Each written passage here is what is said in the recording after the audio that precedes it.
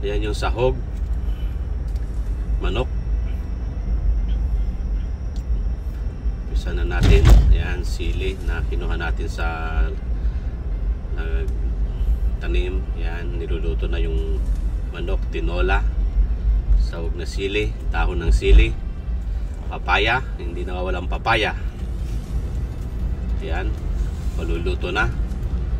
Napakasarap nito. Ayan, so nandok na nga. Ako na ikakain. Ayan, tingnan nyo kung paano ko siya paglulay-lulayin. Ayan, nauna na. Ayan, sabaw ang inuna ko dyan dahil malasa. Ayan, nagmamadali na nga ako dyan. Bawat kagat may kaakibat na sarap. Hindi mo yung paliwanag dahil tinolang manok, may sahog na sili at papaya. Hindi tayo madalas kumakain nito, kaya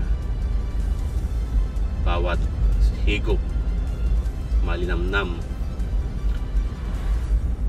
bawat subo nanunuot dahil mapagmahal yung nagluto, may halong pagmamahal. Di ba? Yan, papasok tayo diyan. Kaya yan, ninanam-nam-nam-nam natin, ninanam-nam-nam naman. Napakasarap talaga ng tinola.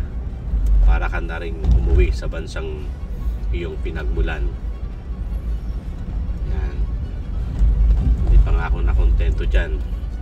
Talaga namang kinamay ko na. Ayan. Yung pagkakataon ba talagang napapa-slow motion ka dyan, dahil para bang tumitigil ang iyong mundo sa pagkain ng tinola. Naman. Di ba? Ayan. Nanunuot sa sarap. Tinolang manok. Pambihira. Hindi tayo nakakatikim nito. Ayan. Masarap ang tinolang manok. Masarap. Napakasarap. Ayan, habang nanonood ako ng Netflix. Ayan. Apoy nakagayak yan, papasok. Tanghalian ako kumakain ng tinolang manok. Yan, salamat. Sana nabusog kayo sa panonood.